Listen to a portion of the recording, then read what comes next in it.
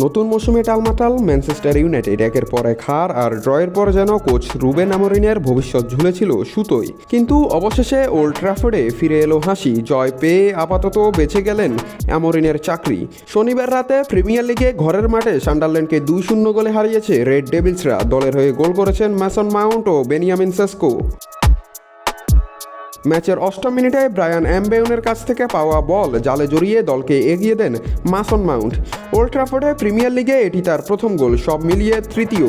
31 মিনিটে আসে দ্বিতীয় গোল। ফ্রি কিক ক্লিয়ার করতে ব্যর্থ হয় সান্ডারল্যান্ড ডিফেন্স, আর সেই সুযোগে বল পেয়ে নিখুঁত শটে জালের দেখা পান স্লোভেনিয়ান ফরোয়ার্ড বেনিয়ামিন সেস্কো।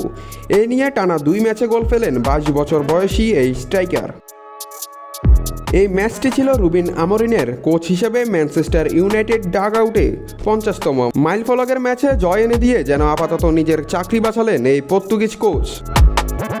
পুরো ম্যাচে বল দখলের লড়াইয়ে দুই দলই ছিল প্রায় সমান সমান। ইউনাইটেড নিয়েছিল 15টি শট, যার মধ্যে 6টি শট ছিল লক্ষ্যে। অন্যদিকে সান্ডারল্যান্ড 8টি শট নিয়ে মাত্র 3টি রাখতে পেরেছে অন টার্গেটেই।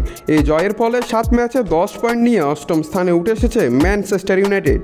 এক ম্যাচ কম খেলে সমান পয়েন্ট নিয়ে 7 নম্বরে তাদেরই নগর প্রতিদ্বন্দ্বী ম্যানচেস্টার সিটি, আর 11 পয়েন্ট নিয়ে 6-এ সান্ডারল্যান্ড। জয়ের আনন্দে ওল্ড ট্র্যাফোর্ডে ফের উচ্ছ্বাস, তবে সামনে আরও বড় চ্যালেঞ্জ, কারণ ম্যানচেস্টার ইউনাইটেড এখনও পুরোপুরি ফর্মে ফিরতে পারেনি। তবুও এই ম্যাচটা যেন অন্তত কিছুক্ষণের জন্য বাঁচালেন রুবেন আমোরিমের চাকরি। নাত রাহুল, নিউজ না স্পোর্টস।